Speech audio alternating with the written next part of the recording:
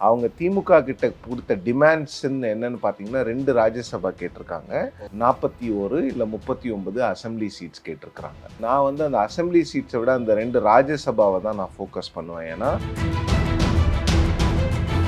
இது வந்து திமுக காங்கிரஸ் பிரச்சனையிலிருந்துலாம் மாறி காங்கிரஸுக்குள்ள இருக்கிற உட்கட்சி பிரச்சனையா இப்ப மாறி இருக்கிற மாதிரி தான் எனக்கு தெரியும்.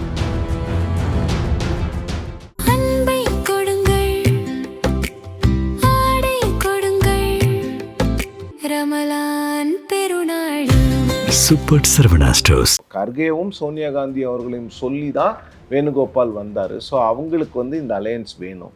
ராகுல் சொல்லி யாரும் வரல, அப்போ ராகுலுக்கு வேணாமான்னு கூட நீங்கள் எடுத்துக்கலாம்.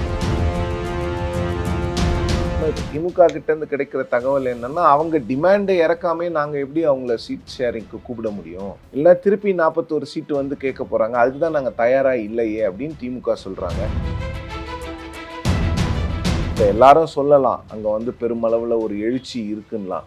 பட் எலெக்ஷனுக்கு வந்து ஒரு எழுச்சி மட்டுமே போதாது. உங்களுக்கு வந்து கட்டமைப்பு வேணும். நீங்கள் தாவேக்கால யார்கிட்ட போய் பேசணும், என்ன பேசணும், அவங்களோட கொள்கை என்ன, எதுவுமே தெரியாமல் காங்கிரஸ் வந்து கூட்டணி வச்சுக்குமாங்கிறதே முதல்ல பார்க்கணும்.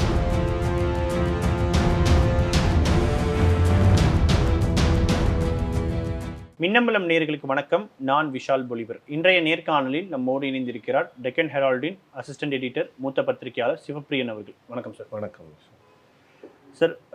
காங்கிரஸ் கட்சியினுடைய மேலிட பொறுப்பாளர் கிரீஷ் ஜோடங்கர் அவர்கள் சமீபத்தில் நியூ இண்டியன் எக்ஸ்பிரஸ்க்கு கொடுத்துருக்கக்கூடிய ஒரு பேட்டி மிகப்பெரிய ஒரு பேசுபொருளாக இருக்குது. மீண்டும் திமுக காங்கிரஸ் கூட்டணியில் சலசலப்பை ஏற்படுத்தியிருக்கா அப்படின்ற ஒரு கேள்வியும் எழுந்திருக்கு. கடந்த வாரம் தான் காங்கிரஸ் கட்சியினுடைய பொதுச் செயலாளர் வேணுகோபால் அவர்கள் வந்து ஸ்டாலின் அவர்களை சந்திச்சிருந்தாரு. பட் அதன் பிறகு இப்படி ஒரு குரல் வர்றதை எப்படி நம்ம பார்க்கறது? தாவேக்கா எங்களை வந்து கூட்டணிக்கு அழைச்சாங்கன்றதை வெளிப்படையாக அந்த இடத்துல பதிவு பண்ணுறாரு. இது எப்படி பார்க்குறீங்க சார்? தாவேக்கா காங்கிரஸ் கூட்டணி அழைச்சிட்டு இருக்காங்கிறது பொதுவெளியில் எல்லாருக்கும் தெரிஞ்ச ஒரு விஷயம் தானே. அது கிரீஷ் ஜோடங்கர் சொல்லி தான் நமக்கு தெரியணும்னு அவசியம் இல்லை. தாவேக்கா வந்து காங்கிரஸோட கூட்டணி வைப்பதற்கு ரொம்ப விரும்புகிறாங்க அப்படிங்கிறது வெளிப்படையாக தெரியுது. அது கிரீஷ் ஜோடங்கர் அதை ஏன் சொன்னார் அப்படிங்கிறது இதில் 2 விதமாக இருக்கலாம். ஒன்று, Congress is preparing the ground to exit. அப்படி இல்லைன்னா இதை வந்து ஒரு பார்கெனிங் சிப்பாக விஜய் அவர்களை பயன்படுத்தலாம். நான் என்ன நினைக்கிறேன்னா 2வது ஆப்ஷனை தான் காங்கிரஸ் பயன்படுத்துது அப்படின்னு நினைக்கிறேன். ஏன்னா அவங்க திமுக கிட்ட கொடுத்த டிமாண்ட்ஸ்ன்னு என்னன்னு பார்த்தீங்கன்னா 2 ராஜ்யசபா கேட்டிருக்காங்க, 41 இல்லை 39 அசம்பிளி சீட்ஸ் கேட்டிருக்கிறாங்க.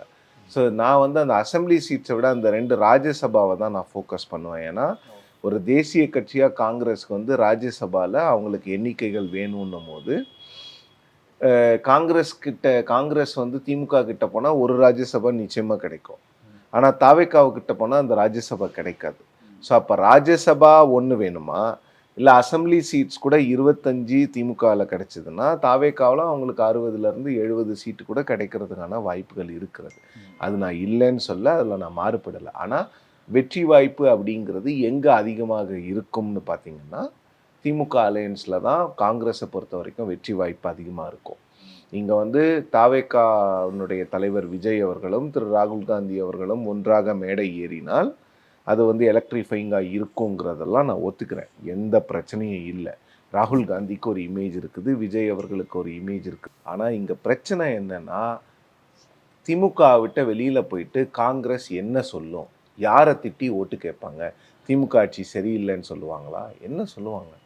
5 வருஷம் திமுகவோட கூட்டணியில் இருந்துட்டு அந்த கட்சியில் இருக்கக்கூடிய எல்லா எம்எல்ஏக்களும் திமுகவுக்கு புகழ் பாடிவிட்டு முதலமைச்சரினுடைய புகழை அசம்பிளியில் பாடினாங்க, வெளியில் பேசினாங்க, எல்லாம் பண்ணிட்டு எந்த முகத்தை வைத்து கொண்டு திமுகவை திட்டலைன்னா உங்களுக்கு ஓட்டு எப்படி வரும்? ஆளுங்கட்சி நீங்கள் இருக்கிறது ஆளுங்கட்சி கூட்டணியில் கிடையாது. ஆளுங்கட்சி கூட்டணியில் இருந்தீங்கன்னா பாஜகவை திட்டலாம் ஓட்டு வரும். தாவேக்காவுக்கு போனால் நீங்கள் பாஜகவை திட்டினீங்கன்னா எந்த அளவுக்கு அது எடுபடும் தெரியல. அப்போ திமுகவை திட்ட முடியுமா? இதெல்லாம் காங்கிரஸ் தலைவர்கள் கேட்கிற கேள்வி, என்னுடைய கேள்வி கிடையாது. திமுகவை திட்ட முடியுமா? 5 வருஷம் இருந்துட்டு ஒரு வருஷம் கேப் இருந்தால் கூட செய்யலாம். டக்குன்னு இப்போ நேற்று வரைக்கும் அலையன்ஸில் இருந்துட்டு இன்னைக்கு அலையன்ஸ்ல இருந்து வெளில போயிட்டு நாளைக்கு காலையில் எப்படி திமுகவை திட்ட முடியும்? விஜய் திமுகவை வந்து தீய சக்திங்கிறார், நம்ம சொல்ல முடியுமான்லாம் காங்கிரஸ் தலைவர்கள் கேட்குறாங்க. கிரீஷ் சோடங்கர் சொன்னதை வந்து புறம் தள்ளிவிட முடியாது, நான் ஒத்துக்கிறேன். ஆனால் கிரீஷ் சோடங்கர் சொன்னது அவருடைய சொந்த கருத்துன்னு இன்னைக்கு வந்து தமிழ்நாடு காங்கிரஸ் கமிட்டி தலைவர் செல்வ பெருந்தகை அவர்களும் நாடாளுமன்ற உறுப்பினர் திரு விஜய் வசந்த் அவர்களும் சொல்லுகிறாங்க. இப்போ இதில் என்னன்னு எனக்கு தெரியுதுன்னா, இது வந்து திமுக காங்கிரஸ் பிரச்சனையிலிருந்துலாம் மாறி காங்கிரஸுக்குள்ள இருக்கிற உட்கட்சி பிரச்சனையாக இப்போ மாறி இருக்கிற மாதிரி தான் எனக்கு தெரியுது. காங்கிரஸில் வந்து ஒரு பெரிய கோஷ்டி பூசல் இருக்குதுன்னு எல்லாருக்குமே தெரியும்.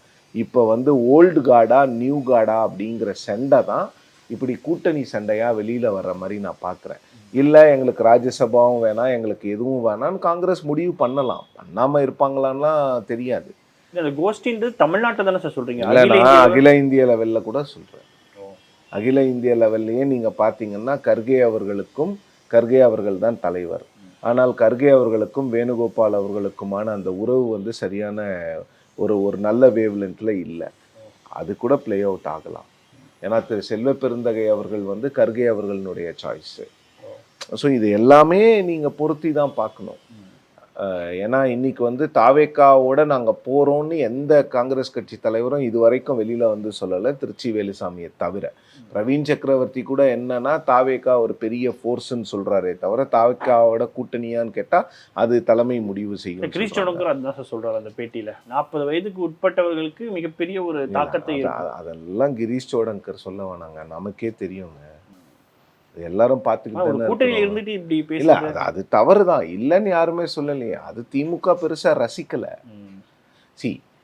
இப்போ கேள்வி என்னன்னா, பார்கெனிங் சிப்பா யூஸ் பண்ணுறாங்களா இல்லை டிஎம்கே விட்டு விலகிறதுக்கு காங்கிரஸ் தயாராகிடுச்சா அப்படிங்கிற எண்ணத்தில் தான் நான் பார்க்கணும். பட் ஹைகமாண்டை பொறுத்த வரைக்கும் அவங்களுக்கு வந்து இந்த அலையன்ஸை பிரேக் பண்ணுற எண்ணம் இல்லை. ஹைகமாண்ட்னா சோனியா காந்தி அவர்களும் கர்கே அவர்களும். ராகுல் காந்தி சார், ராகுல் காந்தியோட ஸ்டாண்ட் இதில் நியூட்ரலாக இருக்குங்க, அதுதான் உண்மை. அவர் எந்த பக்கமும் சாயாமல் இது விளையாடட்டும், எவ்வளோ தூரம் விளையாடுறாங்க பார்க்கலாம். சாயாமன்னா என்ன, அவர் வந்து கர்கே பக்கம் இல்லைங்கிறது நான் சொல்ல முடியும். அவர் இந்த பக்கம் இருக்கிறாராங்கிறது வந்து எனக்கு தெரியல, சொல்கிறாங்க. பட் என்னன்னா எல்லாமே யூகங்கள் தான். ராகுல் காந்தியோட பர்மிஷன் இல்லாமல் கிரீஷ் பேச மாட்டார், மாணிக் தாகூர் பேச மாட்டாருன்னு சொல்கிறாங்க. ஸோ இதெல்லாம் யூகங்கள் தான். இப்போ கர்கேவும் சோனியா காந்தி அவர்களையும் சொல்லி தான் வேணுகோபால் வந்தார். ஸோ அவங்களுக்கு வந்து இந்த அலையன்ஸ் வேணும். ராகுல் சொல்லி யாரும் வரல, அப்போ ராகுலுக்கு வேணாமான்னு கூட நீங்கள் எடுத்துக்கலாம். இதெல்லாம் மீறி ராகுல் அவர்கள் தமிழ்நாட்டுக்கு வர்றதா இருந்துச்சு, அந்த விசிட்டும் இப்போ தள்ளி போட்டிருக்கிறாங்க.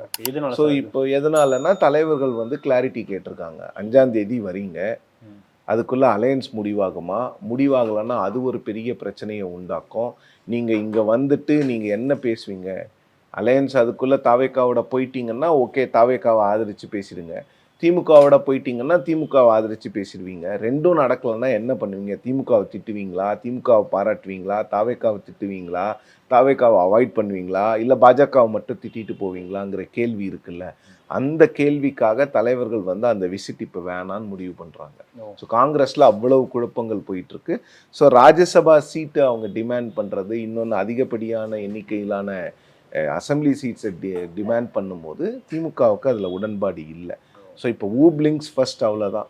திமுகவா காங்கிரஸை வெளியில் போங்கன்னு சொல்ல மாட்டாங்க, காங்கிரஸாக போகிற மாதிரி தான் அதை பண்ணுவாங்க.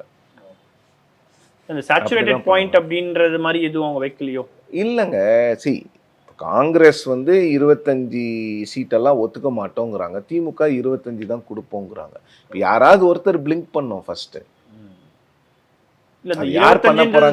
திமுக தெளிவா இருக்காங்க, 30 அப்படின்றது கூட தெரியலங்க. 25 இவங்க 25ன்னு ஓகே, அவங்க வந்து 41லேருந்து ஒரு 35க்கு வந்தாங்கன்னா ஓகே, இவங்க 28 அந்த மாதிரி போகலாம். நாங்கள் வந்துட்டோம், நீங்கள் இன்னும் 3 இன்க்ரீஸ் பண்ணுங்க. இவங்க 41லேயே நிற்கும் போது திமுகவும் 25லேயே நிற்குது, அவ்வளோதான். ஆனால் இப்போ இந்த கூட்டணியோடைய அந்த கட்சிகள் எண்ணிக்கை அதிகரிக்கிறதுக்கு தான் காங்கிரஸ் சீட் குறைவாக இருக்கிறதுக்கான காரணமா, இல்லைனா அந்த ஸ்ட்ரைக் ரேட் அப்படின்ற ஒரு விஷயமும் இருக்கா சார்? இல்லை, திமுகவை பொறுத்த வரைக்கும் அவங்க 160லேருந்து 165 சீட்டு நிற்கணும். இந்த முறை அப்படி வாய்ப்பு இருக்கா? அப்படிதான், அப்படி நிற்கிறதுக்கு தான் இவ்வளோ பிரச்சனைகளும். அதிமுகவிலையும் அதே சிக்கல் தான். திராவிட கட்சிகள் ரெண்டுமே 150 150க்கு கீழே நிற்கிறதுக்கெலாம் அவங்க தயாராக இல்லை. 165 170 நாங்கள் நிற்கணும். அதற்கு எவ்வளோ சீட்டு கொடுக்க முடியுமோ அவ்வளோ சீட்டு தான் கொடுக்க முடியுங்கிறதுல தெளிவாக இருக்கிற மாதிரி தான் எனக்கு தெரியுது. ஸோ அவங்களுக்கு சீட்டு அதிகமாக வேணுங்கிறதுனால கூட்டணி கட்சிகளுக்கு குறைக்கிறாங்க. அதே போல் இப்போது அதிகாரப்பூர்வமாக அந்த பேச்சுவார்த்தைக்கு இன்னும் அழைப்பு விடுக்கலை அப்படின்றத வந்து கிரீஷ் ஜோடங்கர் அதில் தெளிவாக சொல்லிட்டு இருக்காரு. ஸோ இந்த டிஸ்பியூட்டும் அது ஒரு காரணமாக இருக்கா இன்னும் அதிகாரப்பூர்வம்? இல்லை, அதிகாரப்பூர்வமானா வேணுகோபால் அவர்கள் வந்து பார்த்துட்டு போயிட்டாரு. அதுக்கப்புறம் அதிகாரப்பூர்வமாக இப்போ திமுக கிட்டேருந்து கிடைக்கிற தகவல் என்னன்னா, அவங்க டிமாண்டை இறக்காமே நாங்கள் எப்படி அவங்கள சீட் ஷேரிங்க்கு கூப்பிட முடியும், இல்லை திருப்பி 41 சீட்டு வந்து கேட்க போகிறாங்க, அதுக்கு தான் நாங்கள் தயாராக இல்லையே அப்படின்னு திமுக சொல்கிறாங்க. நீங்கள் கூப்பிடுங்கன்னு காங்கிரஸ் கேட்குறாங்க. இதுதான் 2 பேரும் அவங்க ஸ்டாண்டில் நிற்கிறாங்கங்க. யார் who is going to blink first, battle of attrition, எண்ணிக்கைகளுக்கான போரில் யார் ஜெயிக்க போகிறாங்க, யார் முதல்ல கண்ணசைக்க போகிறாங்க அப்படிங்கிறது. இப்போ நம்ம இந்த எண்ணிக்கையை பற்றி ஒரு பக்கம் பேசிகிட்டு இருக்கோம். பட் கூட்டணி ஆட்சி அப்படின்ற ஒரு விஷயம் வந்து குறைஞ்சிருச்சு நம்ம எடுத்துக்கலாமா? கூட்டணி ஆட்சி திமுக இல்லைன்னு சொல்லிட்டாங்க. அது காங்கிரஸ் சைடுல இருந்து வரக்கூடிய குரல், ஏன்னா இப்போ எந்த கட்சி தான் அதிகாரத்தை வேண்டாம்னு சொல்லுவாங்க, அது 3 மாசமா சொல்லிட்டு இருக்காருங்க. அவர் ஒன்றும் புதுசாலாம் சொல்லலை. அது இல்லை, இப்போ சீட்டு மட்டும்தான் பிரச்சனை. ஆனால் சார், ஸ்டாலின் ராகுல் சொல்வது கருத்து தான் வந்து இறுதியானது அப்படின்னு சொல்லிட்டு அமைச்சர் ரகுபதி அவர்கள் ஒரு பக்கம் சொல்றாரு. பட் இருந்தாலும் காங்கிரஸ்லேருந்து இப்படி ஒரு குரல் வர்றதை வந்து காங்கிரஸ் இன்னும் ஸ்டாப் பண்ணாமல் இருக்கிறது எப்படி நம்ம புரிஞ்சுக்கிறது? இல்லை, காங்கிரஸ் ஸ்டாப் பண்ணலங்கிறது தான் எல்லாருக்குமே தெரியுது. அவங்க ஏதோ விளையாடி பார்க்குறாங்க. மேபி காங்கிரஸ் மைண்டில் நமக்கு என்ன இருக்குது ஸ்டேக்கு, 55 வருஷம் இல்லை, இன்னும் 5 வருஷம் இல்லாமல் போயிடுவோங்கிற எண்ணம் கூட காங்கிரஸ்க்கு இருக்கலாம். ஒருவேளை இது திமுக எலெக்ஷனு, திமுக கொஞ்சம் இறங்கி வரட்டும்னு கூட இருக்கலாம். அது நமக்கு தெரியாது, பொறுத்திருந்து தான் பார்க்கணும். நீங்கள் டெல்லியிலேருந்து வரக்கூடிய தகவல்கள் வந்து இந்த அலையன்ஸ் பிரேக் ஆகாதுன்னு சொல்கிறாங்க. சோனியா காந்தியும் மல்லிகார்ஜுன கர்கேயும் தெளிவாக இருக்கிறாங்க, அலையன்ஸை பிரேக் பண்ணக்கூடாது. பார்லிமெண்ட்டில் திமுகவினுடைய ஹெல்ப் ரொம்ப முக்கியம், அவங்களோட சப்போர்ட் ரொம்ப முக்கியம். இன்னொன்று, இந்தியா அலையன்ஸ் அப்படிங்கிற அந்த கிரெடிபிலிட்டி காங்கிரஸ்க்கு ரொம்ப முக்கியம். அதனால் டிஎம்கேவை நம்ம விட்டுறக்கூடாதுங்கிறத அவங்க 2 பேரும் தெளிவாக இருக்கிறாங்கன்னு சொல்கிறாங்க. ஆனால் மற்ற தலைவர்கள் வந்து கிரீஷ் ஜோடங்கர் போன்றவர்கள்லாம் வந்து இல்லை, எங்களுக்கான எலெக்ஷன் இல்லை, இது ஆர்கியூமெண்ட் சேக் ஒரு சிலர் கேட்குறாங்க. எங்களுக்கு என்ன போக போகுது, what are we going to lose அப்படின்னும் போது நாம் அதில் ஒன்றும் அப்படிப்பட்ட கேள்விக்கு யாருமே பதில் சொல்ல முடியாது. ஆனால் சார், இப்போது இவ்வளவு சலசலப்புக்கு மத்தியில் அது கிரவுண்டில் எப்படி சார் வந்து எதிரொலிக்கும்? இல்லை, கிரவுண்டில் பிரச்சனைகள் இருக்குங்க. பட் பிரச்சனைகள் இருந்தாலும் கூட அது வந்து ஒன்ஸ் சீட் ஷேரிங் சைன் பண்ணிட்டாங்கன்னா ஓரளவுக்கு செட்டில் பண்ணிடுவாங்க. ஏன்னா பெருமளவில் காங்கிரஸ் கேடர்ஸ் வந்து நார்த்து, வெஸ்ட்டு, சென்ட்ரலெல்லாம் கிடையாது. ஸோ அங்கெல்லாம் வந்து டிஎம்கே கேடர்ஸ் வந்து ஓரளவுக்கு காங்கிரஸ் கேடர்ஸ்க்கு ஒர்க் பண்ணிடுவாங்க. சவுத்தில் மட்டும் கொஞ்சம் சிக்கல்கள் இருக்கும். பட் அலையன்ஸு செட் ஆகிடுச்சுன்னா அதை சார்ட் அவுட் பண்ணிடுவாங்க. பட் காங்கிரஸ்க்கு பெருமளவில் பிரச்சனை எப்போ இருக்கும்னா தாவேக்காவோட போகும்போது தான் அந்த ஜெல்லிங் ப்ராப்ளம் பெருசாக இருக்கும். இப்போ எல்லாரும் சொல்லலாம் அங்கே வந்து பெருமளவில் ஒரு எழுச்சி இருக்குன்னலாம். பட் எலெக்ஷனுக்கு வந்து ஒரு எழுச்சி மட்டுமே போதாது, உங்களுக்கு வந்து கட்டமைப்பு வேணும். நீங்கள் தாவேக்கால யார்கிட்ட போய் பேசணும், என்ன பேசணும், அவங்களோட கொள்கை என்ன, எதுவுமே தெரியாமல் காங்கிரஸ் வந்து கூட்டணி வச்சுக்குமாங்கிறதே முதல்ல பார்க்கணும். அது ராகுல் காந்தி, விஜய் அப்படிங்கிற இமேஜ் வந்து உண்மையிலே எலக்ட்ரிஃபைங்காக தாங்க இருக்கும். அதெல்லாம் நான் இல்லைன்னு நான் சொல்லலை.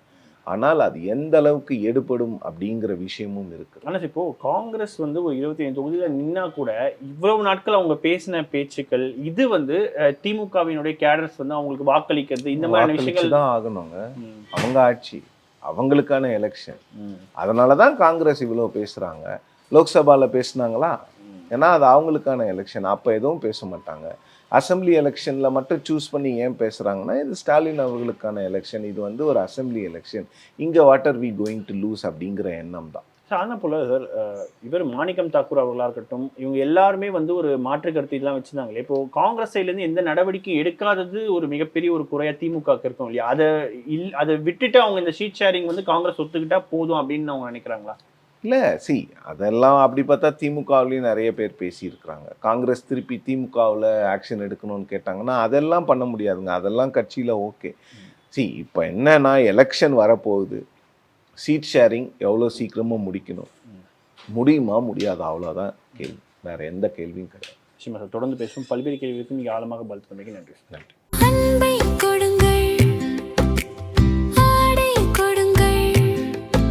ரமலான் பெருநாள் சூப்பர் சரவணா ஸ்டோர்ஸ்.